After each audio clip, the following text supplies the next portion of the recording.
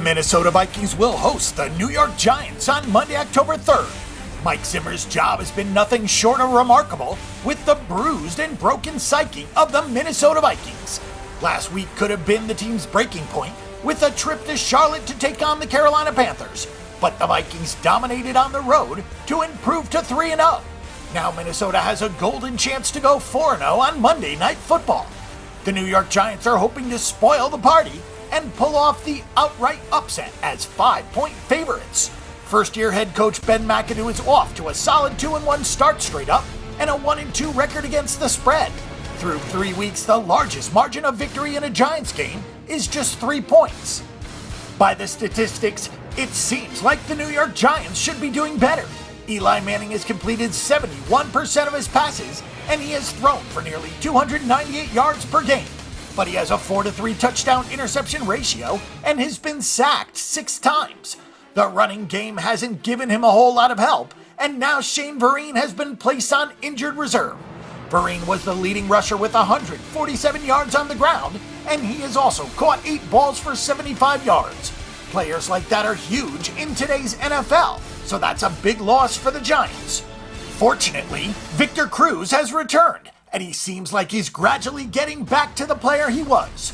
The trio of Odell Beckham Jr., Sterling Shepard, and Victor Cruz is a matchup nightmare for any opposing defense. Turnover margin has been the primary reason for the hardships faced by the Giants' defense. The team is -6 in turnover margin, and the defense has given up 61 points as a result.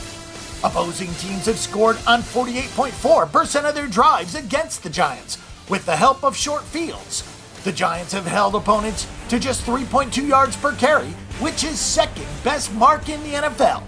The defense is pretty average across the board in a lot of other statistics. A better pass rush would help, as the Giants have just 4 sacks, but turnovers illustrate the story for the Giants so far this season. It's pretty fair to say that the expectations on the Vikings got entirely too low when Teddy Bridgewater went down. Even with the loss of Adrian Peterson, the Vikings didn't bat an eye. The Vikings are 3-0 and they haven't scored more than 25 points in a game this season. It has been a major struggle offensively for Minnesota, and Adrian Peterson is now out with a torn meniscus. The Vikings have managed 2.1 yards per carry. Sam Bradford is 40 of 59 for 457 yards, 3 touchdowns, and 0 interceptions. So he has been everything the Vikings could ask for. Stefon Diggs is in the midst of a breakout season as he has hauled in 20 of his 26 targets for 325 yards. On defense, the Vikings are ferocious. The defense is only allowed 3.5 yards per carry and has 15 sacks to lead the NFL. Minnesota is second in the NFL in takeaways with 9. Only the Chiefs have more with 10, but 8 of those came in one game. Minnesota's big plays on defense have turned the tide of just about every game, including the Week 1 win over the Titans when the Vikings didn't have an offensive touchdown but had 2 defensive scores. Minnesota is tied for the lead in the NFL in fumble recoveries.